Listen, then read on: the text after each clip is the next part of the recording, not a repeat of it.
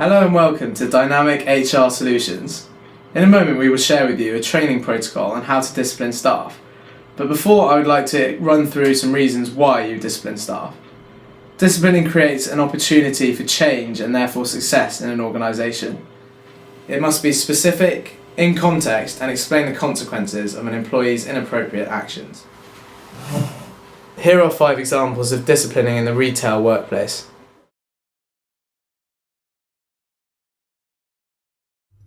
When disciplining staff, first you must determine if the problem is due to performance or behaviour.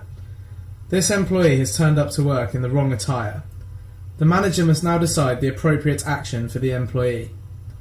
An informal discussion could be suitable, accompanied with a verbal warning, as this is the first offence the employee has committed.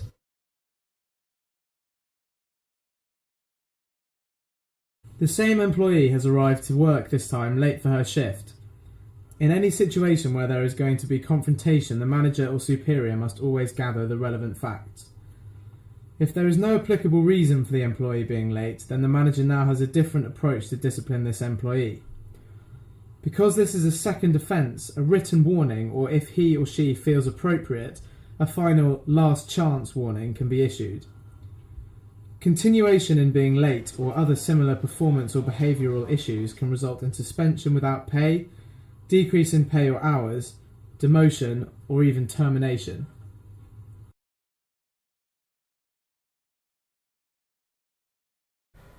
In this instance, an employee has been seen on his mobile phone. We will now explore a more in-depth analysis for disciplining staff. When confrontation arises, do not make affirmative statements, such as your attendance will be closely monitored over the next 30 days. Doing so may leave your employee with the opportunity to argue later that he or she thought they only needed to improve for the period of time specified in the warning.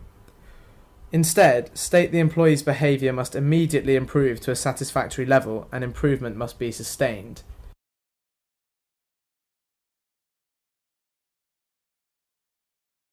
In this case, we can see a behavioural issue.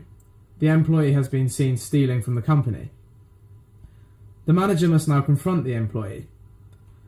In most cases, stealing from a company will warrant immediate dismissal. The manager must now contemplate what he feels is necessary disciplinary action to take.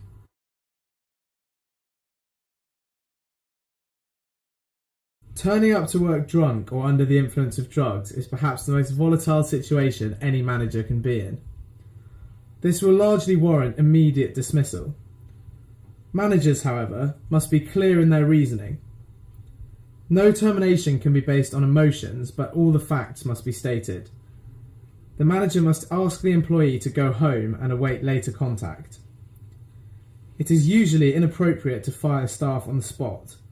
A letter explaining termination of contract, final payment, and any other statutory entitlements should be given to the employee.